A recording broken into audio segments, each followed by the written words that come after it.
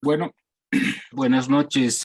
El día de hoy nos toca ver un tema que es de actualidad y creo de estrategia de mucha importancia para el futuro del país luego de la época de despilfarro de los hidrocarburos. Mucha gente cree que en el sector está las condiciones para pensar de generar ingresos hacia adelante. La explotación del oro, que obviamente tiene un gran impacto medioambiental. En principio, don Walter Guevara tiene la primera pregunta. Adelante, don Walter. Sí, gracias Pepe. Yo me pregunto si se tienen datos sobre cómo se reparte el valor de exportación del oro, digamos, entre los obreros que trabajan en los ríos, los equivalentes de los pisacocas, los empresarios financiadores o los cooperativistas, que son grandes empresarios que contratan a esos pisacocas o que les compran su oro, y finalmente entre los exportadores, que supongo que es un tercer grupo, que son los que rescatan el oro y comercian con los compradores del exterior. No sé si estas tres categorías existen en este rubro y si existen, en qué porcentaje se reparten las ganancias. ¿Cuánto gana, digamos, un trabajador en un río? ¿Por qué unidad sería por onza entregada, qué sé yo? O de cada onza, ¿qué porcentaje va a ese trabajador en el río? ¿Qué porcentaje al empresario que lo contrata y qué porcentaje al que lo comercializa? No sé si tiene sentido esta mi pregunta, pero tengo la curiosidad, si por favor alguien sabe. Roberto, creo que tenía algo.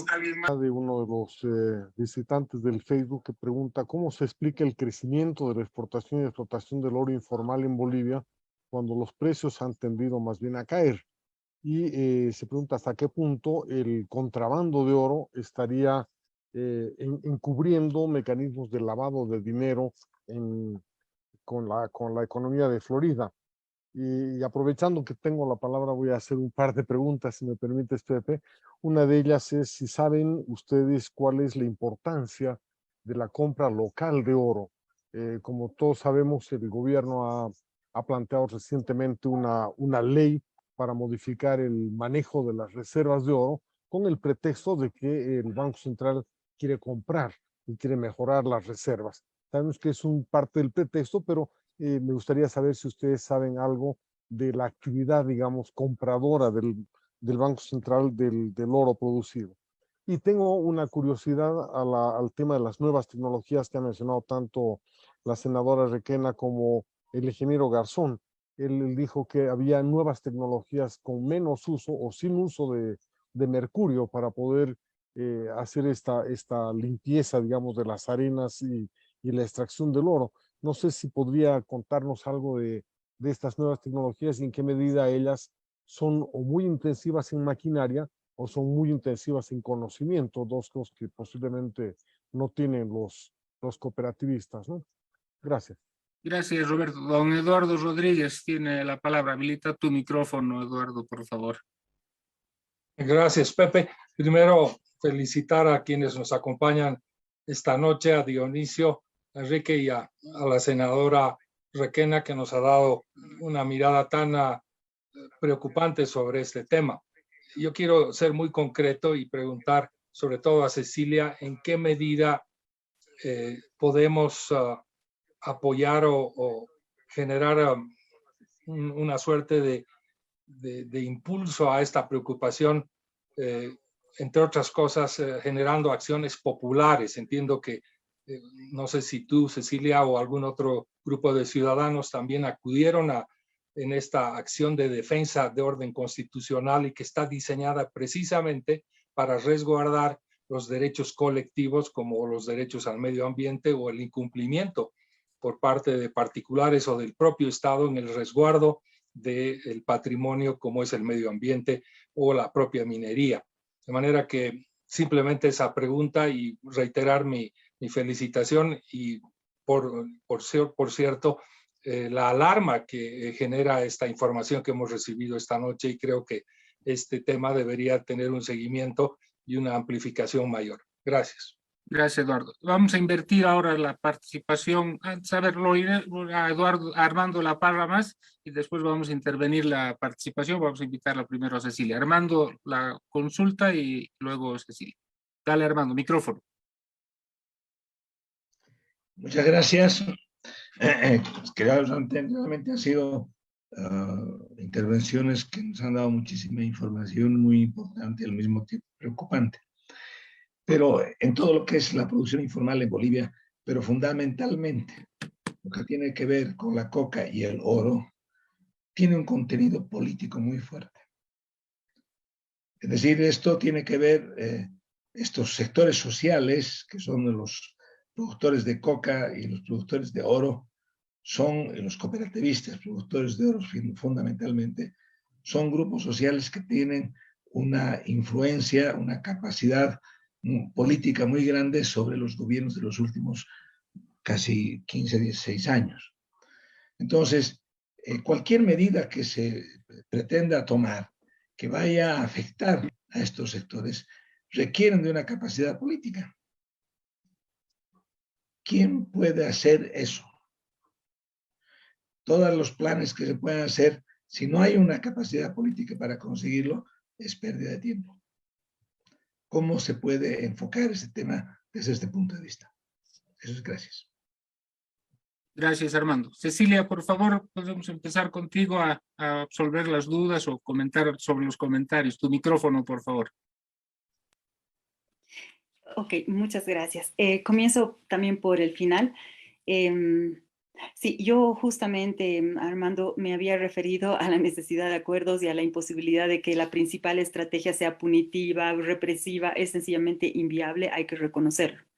Lo que no quiere decir que no se utilicen ciertos casos, ¿no? No hay que descartar eso, pero tienen que ser acuerdos, y también he dicho que eso es muy difícil de lograr y que lo más fácil es fracasar, pero hay condiciones objetivas que tienen que ver con los efectos sobre la salud de las personas de los territorios, tanto indígenas como no indígenas, de la minería tal cual se está haciendo. De hecho, ya hay resistencias en los territorios que lamentablemente no tienen el apoyo del gobierno, y les recuerdo que ha habido ya enfrentamientos con armas de fuego, quemando casas de comunarios.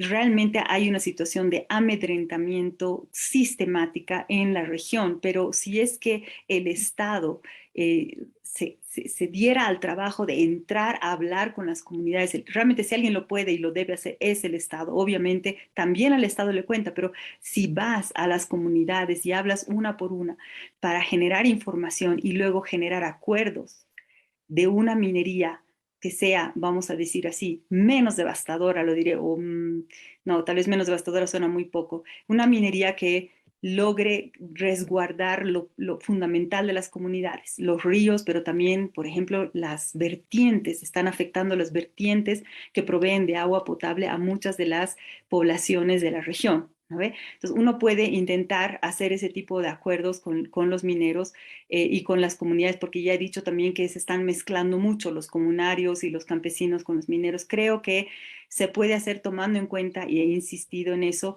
tecnologías, digamos, responsables que permiten una minería con costos ambientales y sociales minimizados, porque siempre la minería tiene grandes costos, pero creo que ese es el intento, porque la alternativa, yo sé que mucha gente que me está escuchando dice, pero eso no basta, lo sé. A mí me encantaría decir que no haya nada de minería, cero minería del oro en la región amazónica, lo sé, si fuera posible sería fantástico, pero si bien lo que digo no es suficiente, es mejor en todo caso que lo que está ocurriendo ahora.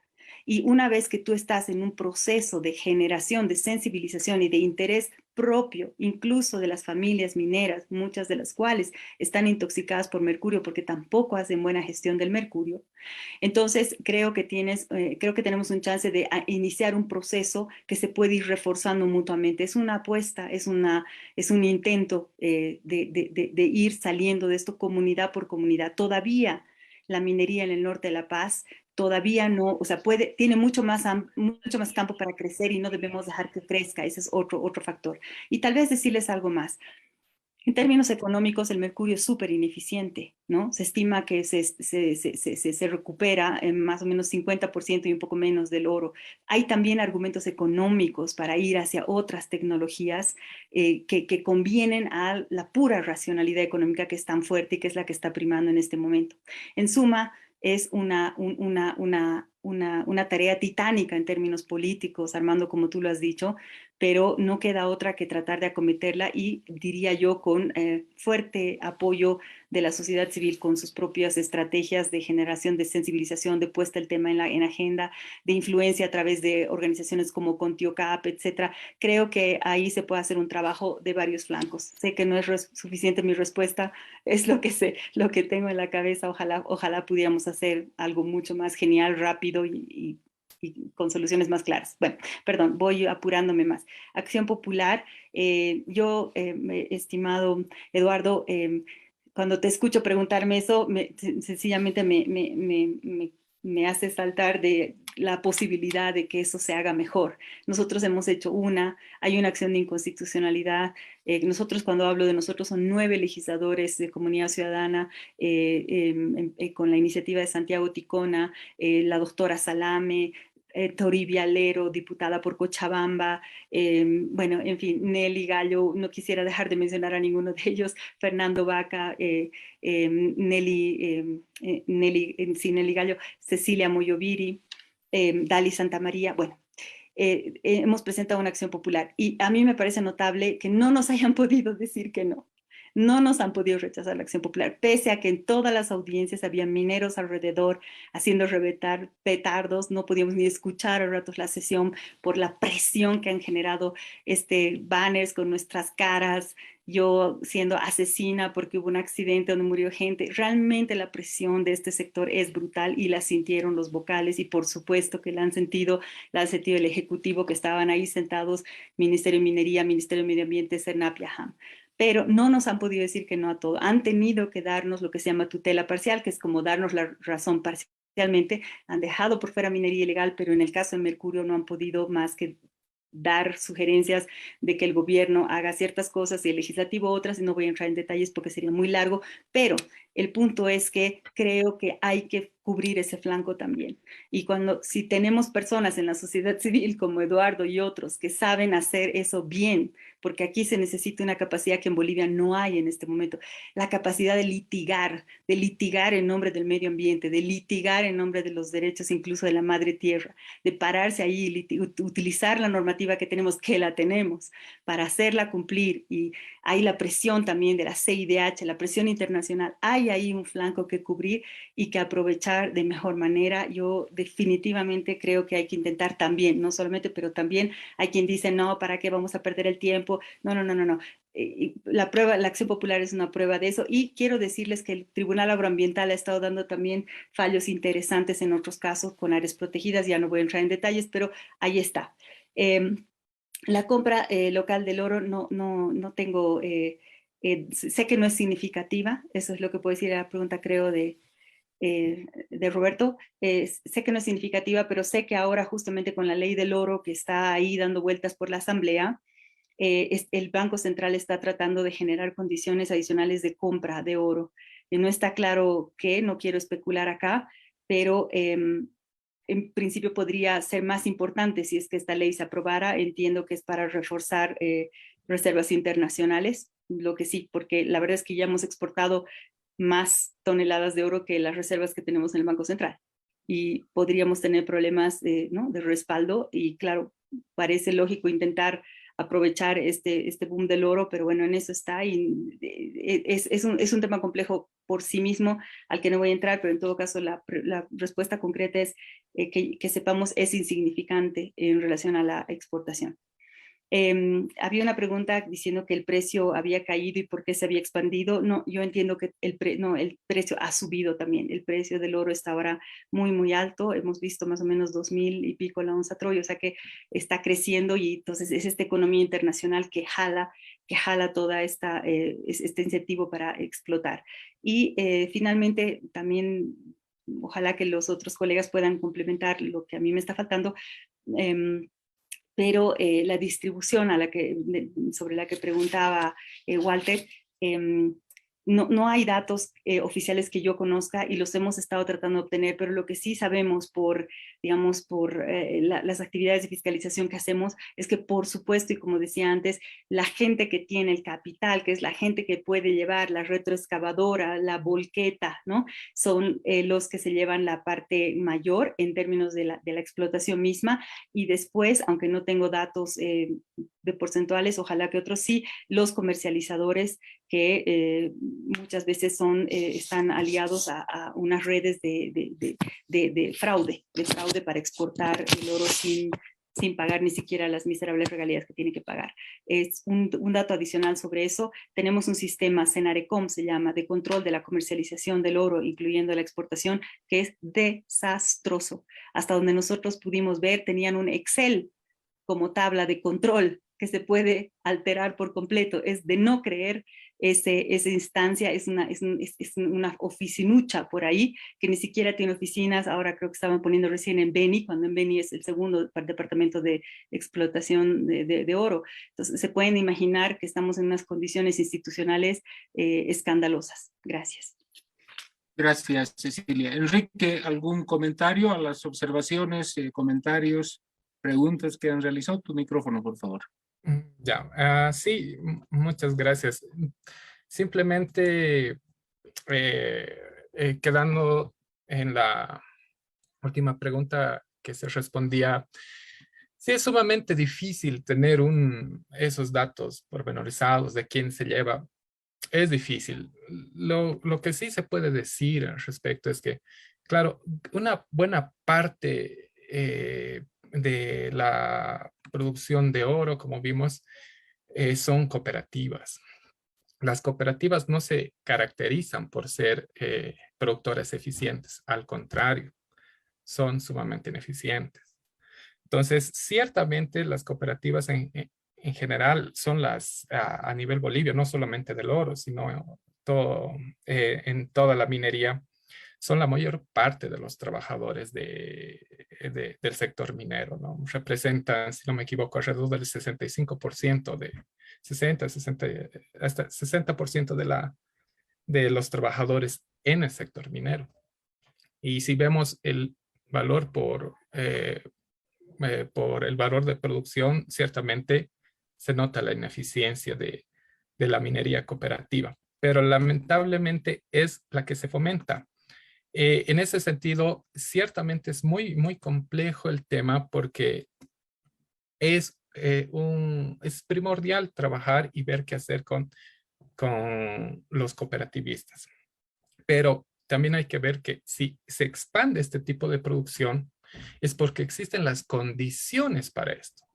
No es que simplemente aparecieron porque sí, sino que tienen que haber condiciones institucionales que permitan esto. Por ejemplo, nadie puede negar que existieron distintos ataques a la propiedad privada en el sector minero, avasallamientos sobre los que no se hizo mucho o se hizo muy poco. Se dejó que las comunidades avancen y etcétera, en inversiones extranjeras que se habían hecho. Entonces, se nota ahí que existe una falta de protección a la inversión privada. Entonces, la inversión extranjera principalmente, pero la inversión privada en general no tiene una gran protección. Si bien puede existir un marco, no existe por parte del Estado una clara intención de proteger a la inversión privada. En los últimos años, en la década de los 90, la mayor parte de la inversión en minería provenía del sector privado y era inversión extranjera directa, casi en su totalidad. Ya en las décadas de los 2000, esa situación fue cambiando y en los últimos años una muy buena parte de la inversión que se hace es pública. Es como que la inversión pública tratara de sustituir, en el mejor de los casos, complementar lo que es la inversión en el sector. Pero aún así, tomando en conjunto ambos, tanto la inversión pública como la inversión privada, es alrededor del 1% del PIB, la inversión en minería, lo que significa es muy poco. Y este tipo de inversión baja ciertamente no representan inversiones a gran escala, no representan inversiones para empresas que se establezcan y que sean grandes, no. Y es más, hay inversiones privadas que están pensando salir del país. ¿Por qué? Por los problemas que existen en el sector. Entonces vemos en general que existe un desincentivo a la inversión extranjera principalmente, un desincentivo en todas las áreas, no solo la minera, una falta de cuidado a las inversiones que ya existen y un fomento implícito, pongamos así, a lo que es la inversión o las cooperativas que gozan de ciertas condiciones excepcionales. Entonces, es complejo. Ciertamente una manera de luchar esto sería tratar de atraer inversión extranjera directa, inversión importante. Que esto también me lleva a lo que preguntan, sí, que si el precio del oro estaba cayendo, ¿por qué subían la producción? Es una pregunta importante porque el año 2014, ciertamente, después del 2011, cuando llega a su precio más alto, empieza a caer el precio. Sin embargo, el 2014, aquí en Bolivia, la producción sube. Y sí, en su momento, incluso en el informe económico de la Fundación Milenio, se hizo notar esto, que era interesante que la producción minera como tal subiera sin existir registros de inversión importante en el sector aurífero en los últimos 10 años. Simplemente subió. Incluso en los datos que uno podía revisar, los datos de exportaciones de oro, al principio no era oro como tal, sino era como desechos y amalgama, desechos, si no me equivoco, de metales preciosos. Un año después esa contabilización pasó a ser oro. Entonces era como, ¿qué es lo que están contabilizando? No se sabía muy bien. Y sí, ciertamente por ahí existen algunos problemas que se puede percibir en la producción de oro, que de dónde provienen, habría que hacer un mayor estudio, una mayor revisión de efectivamente cuál fue la inversión que existió, dónde están esas inversiones y cómo es que hubo ese salto importante entre los años 2013 y 2015 en la producción de oro. Eso sería todo. Gracias. Gracias, Enrique. Ingeniero Garzón, ¿algún comentario a las consultas, preguntas, opiniones? Estamos hablando pues de minería informal, ¿no? Entonces, no podemos conocer el detalle operacional, peor el detalle financiero.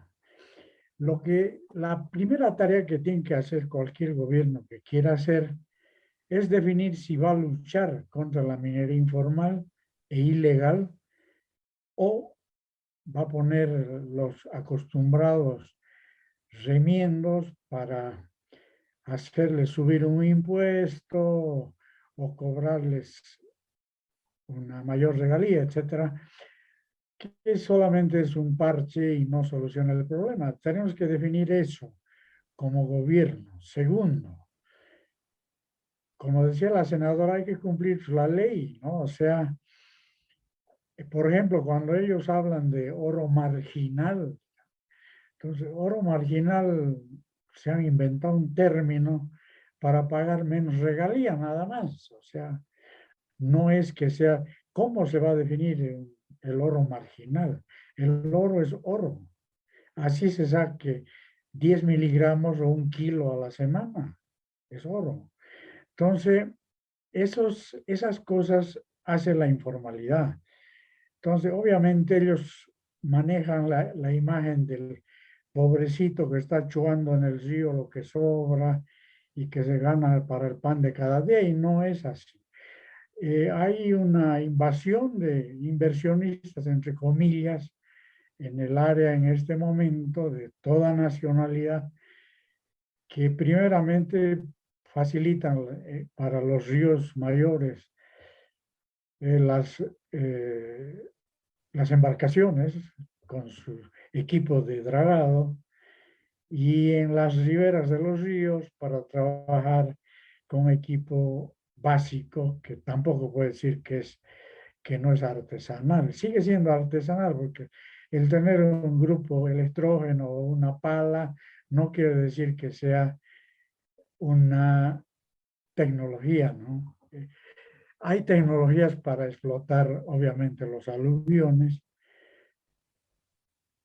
Hay reglas y estándares, protocolos para ver cómo se desvía un río y cómo se lo vuelve a su cauce original. Porque además de los cauces actuales hay unos paleocanales que se llaman los cursos antiguos que están en lo que ahora es selva. Y obviamente ahí hay mayores concentraciones en algunos casos de oro. Y esta gente lo que hace son cuadros, empiezan a correr en dirección de la roca base y a veces se les cae, otras no. Es muy, no hay pues seguridad industrial, no hay nada. Entonces, de eso estamos hablando. Entonces, lo que hay que hacer es primero definir eso y segundo, definir si las cooperativas van a tener las facilidades que tienen ahora o se van a formalizar. La ley dice que sí. Si ellos tienen un inversor o una empresa, dejan de ser cooperativas, debería hacerse cumplir. Porque ahora resulta que llega por decir, un señor Pérez de Estambul, por decir también alguna cosa, y le dice, yo te pago una topadora, un grupo electrógeno y qué sé yo, una lavadora, punto, eso es tanto, yo tengo que tener el 50% o el 40% de la producción y el resto es problema de ustedes. Entonces, eso no tiene papel, no tiene registro, no tiene Senarecon, no tiene AJAN, no tiene nada. Es la palabra de un señor, como el hindú ese que se fue con los 300 kilos. Entonces, obviamente es muy difícil eso controlar, ¿no? No se sabe cuánto controlan, cuánto de lo que producen o lo que exportan es productos realmente del trabajo que hacen o es producto del contrabando.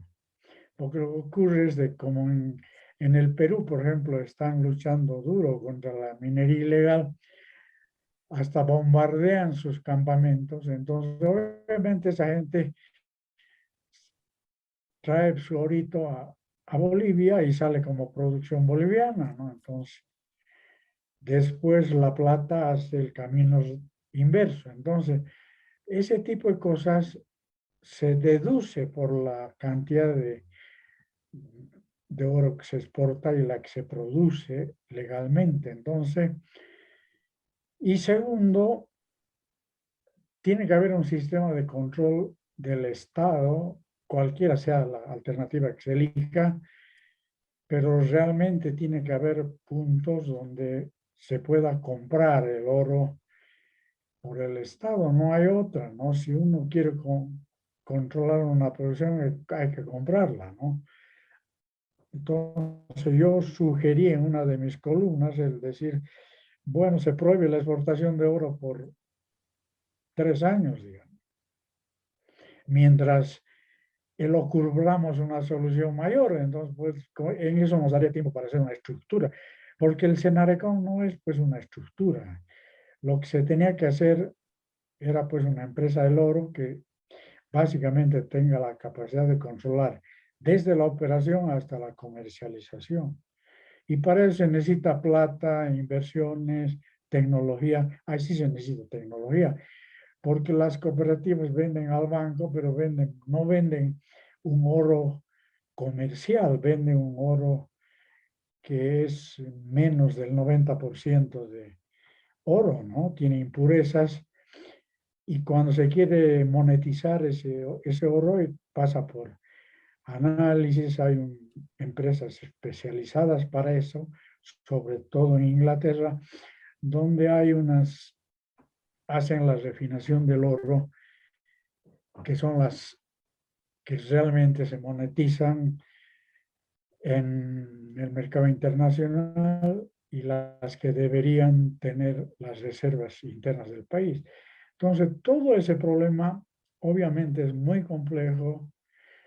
Lo que se está queriendo hacer hay que hacerlo con mucho detalle, pero yo opiné, esa vez, no sé si ustedes piensan lo mismo o no, hay que darse un tiempo donde no se exporte oro.